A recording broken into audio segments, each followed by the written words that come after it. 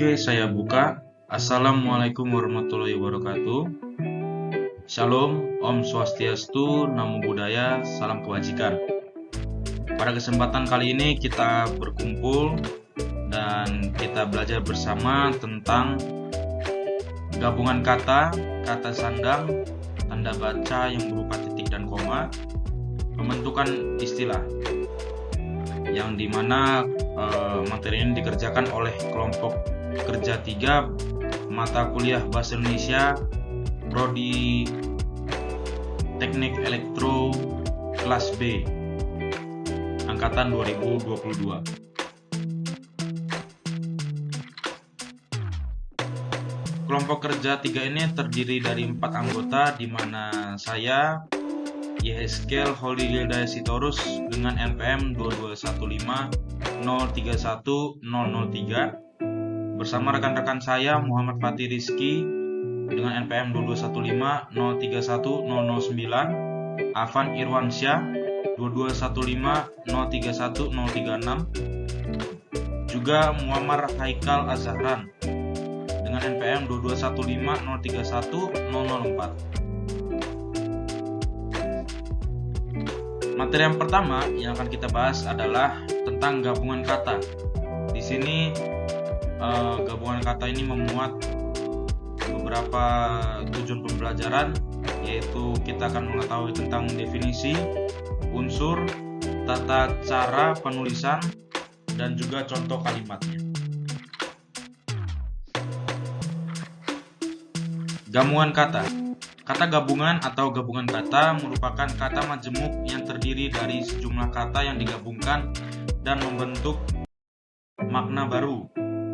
Kata gabungan merupakan gabungan kata yang membentuk kata yang meliputi gabungan kata dengan bentuk terikat dan kata dasar.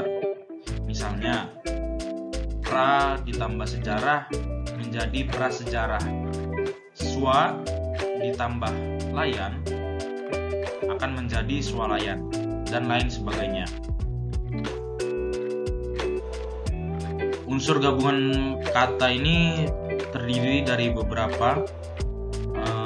Yang pertama adalah gabungan kata dapat membentuk kata. Seperti yang sudah dijelaskan di pengertian tadi, bahwa unsur kata gabungan yang pertama adalah gabungan kata dapat membentuk kata. Artinya, kata gabungan tersebut terdiri atas gabungan antara kata bentuk terikat dengan kata dasar. Di sini ada 3 contohnya. Yang pertama, apabila ekstra ditambah dengan kurikuler, maka kata itu akan memuat ekstrakurikuler. Begitupun seterusnya. Pasca sarjana, di mana kata ini terdiri dari pasca ditambah sarjana.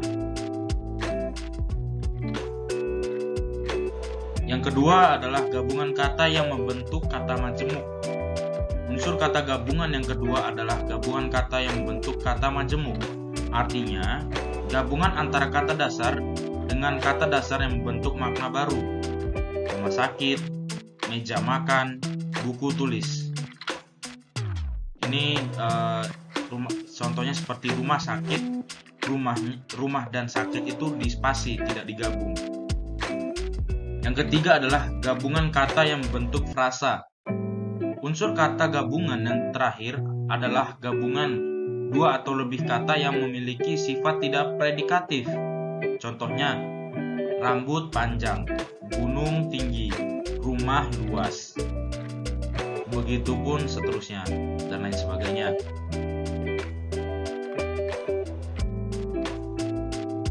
Di sini terdapat 5 tata cara penulisan kata gabungan. Gabungan kata. Yang pertama, gabungan kata yang terdiri dari kata majemuk atau istilah khusus harus dipisah. Gabungan kata yang berpotensi menimbulkan salah persepsi wajib ditulis dengan tanda penghubung. Gabungan kata ditulis terpisah meskipun diberi sebuah imbuhan pada awal atau akhir kata. Gabungan kata ditulis secara serangkai jika imbuhan yang dibubuhkan adalah awalan sekaligus akhiran atau konfiks. Gabungan kata yang sudah padu mesti ditulis secara serangkai. Nah, contoh kata gabungan dalam kalimat. Yang pertama, gabungan kata yang terdiri dari kata majemuk atau istilah khusus yang harus dipisah. Contohnya, meja belajar itu sengaja ditaruh di sudut ruangan dengan tujuan agar ruangan tersebut terlihat semakin luas. Nah, gabungan kata yang berupa kata majemuk di sini adalah meja belajar. Nah, yang kedua, gabungan kata yang berpotensi menimbulkan salah persepsi wajib ditulis dengan tanda penghubung. Contohnya seperti ini. Keluarga bapak saya sudah tiba di rumah nenek sejak 2 hari yang lalu. Nah, gabungan kata yang dipisah yakni keluarga bapak saya. Nah, di mana keluarga bapak saya ini, bapak dan saya di tengahnya diberi tanda penghubung berupa garis strip.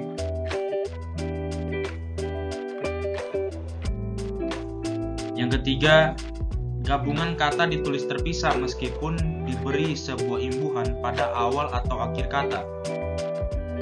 Contohnya seperti ini. Kepala desa sudah datang tadi pagi dan diminta segera tanda tangani laporan akhir tahunan yang sudah menumpuk.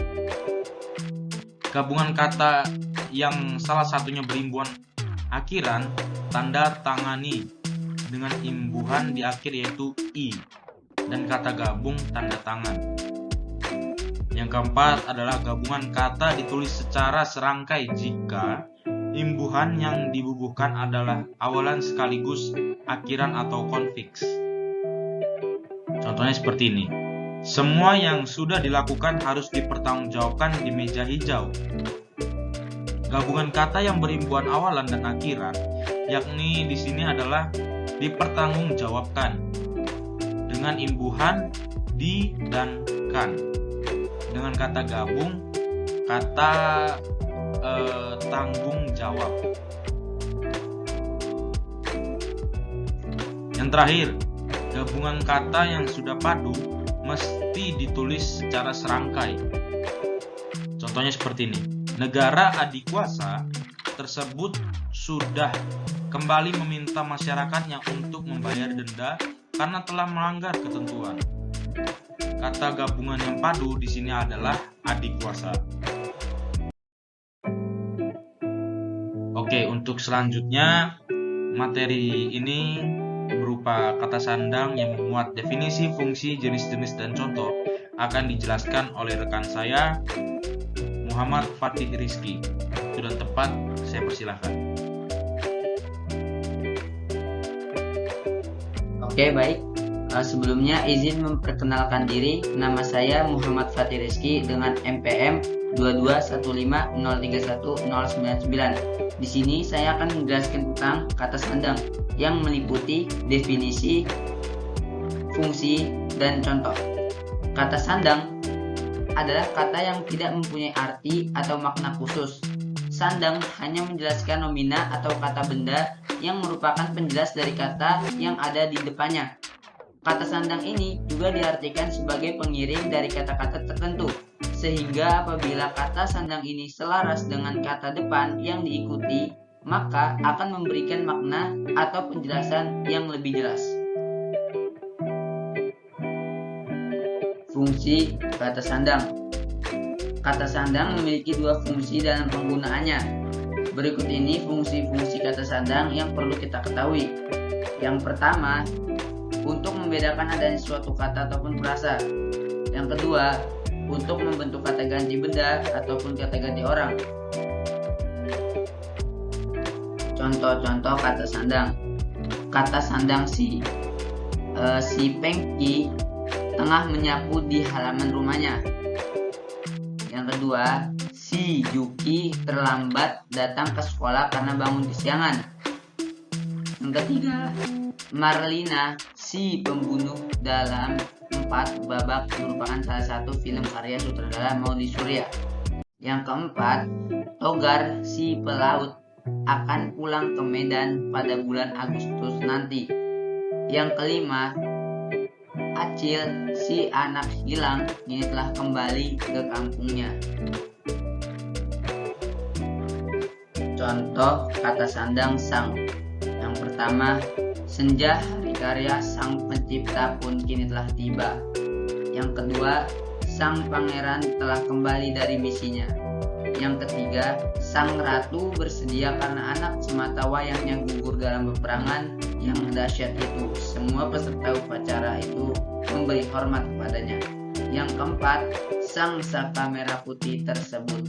Yang kelima, sang kancil berhasil menipu kawannya buaya yang hendak memangsanya. Oke, baik. Untuk materi selanjutnya, tanda baca titik dan koma akan dilanjutkan oleh rekan saya, Muhammad Haikal Azahran. Waktu dan tempat dipersilahkan. Izin memperkenalkan diri, nama Muhammad Haikal Azahran dengan NPM 2215 031 004. Pertama adalah penggunaan tanda baca, yaitu titik dan koma. Apa itu tanda baca? Pengertian tanda baca adalah simbol yang tidak ada hubungannya sama suara, kata, atau frasa dalam suatu bahasa. Tanda baca itu sendiri berperan menunjukkan sebuah struktur tulisan, intonasi, dan jeda pada saat pembicaraan. Penggunaan tanda baca titik. Yang pertama adalah penanda akhir kalimat dengan contoh, ayah baru saja berangkat ke Yogyakarta. Titik. Ida sudah menyelesaikan artikel tentang ketimpangan sosial kemarin. Titik. Tanda di penulisan bagan, ikhtisar atau daftar. Tanda titik bisa digunakan di belakang satu huruf atau angka dalam penulisan bagan, ikhtisar, atau daftar. Dengan contoh, Romawi 2, titik Provinsi Jawa Barat, Kota Bekasi, Kabupaten Bekasi. Contoh kedua, 3 titik pembahasan, 3.1 isi, 3.2 analisa tabel, 3.3 analisa grafis. Pemisah angka pada penanda waktu, yaitu jam atau menit dan detik. Jangan diketahui, tanda titik juga bisa digunakan sebagai pemisah angka jam, menit, dan detik. Hal ini disebabkan tanda tersebut sering digunakan oleh titik 2. Contoh, pukul 6.06, pukul 6:05, pukul 10.18, pukul 10:18. Menunjukkan jangka waktu. Hampir serupa dengan fungsi yang ketiga, tanda titik juga berfungsi sebagai penunjukan jangka waktu dengan contoh 01.03.47 atau 1 jam 3 menit 47 detik, 07.00.38 atau 7 jam 38 detik. Yang kedua adalah penggunaan tanda baca koma. Yang pertama diletakkan di tengah kalimat dengan contoh 1,2,3 mulai. Ibu berbelanja keperluan memasak seperti gula, garam, kecap, dan minyak goreng. Yang kedua adalah perbandingan kalimat dengan contoh wahana wisata itu sungguh menyenangkan, namun cukup berbahaya bagi anak. Yang ketiga adalah memisahkan anak kalimat dengan induk kalimat. Contoh, jika tempatnya terlalu sempit, kita tidak akan gunakan tempat itu. Yang keempat adalah kata penghubung antar kalimat. Contoh, oleh karena itu, kita harus merencanakan dengan matang. Akan tetapi, peluang tim ini untuk menang masih terbuka lebar. Dan yang kelima adalah penulisan daftar pustaka. Contoh, Welino, Anton M, DKK, 2017, Tata Bahasa Baku Bahasa Indonesia edisi keempat, Jakarta, 2, Badan Pengembangan dan Pembinaan Bahasa, Kementerian Pendidikan dan Kebudayaan. Sekian dari saya. Wassalamualaikum warahmatullahi wabarakatuh. Assalamualaikum warahmatullahi wabarakatuh. Perkenalkan, nama saya Afin Irwansyah dengan nomor PM 2215 Di sini saya akan membahas sebuah materi, yaitu pembentukan istilah. Apa itu istilah?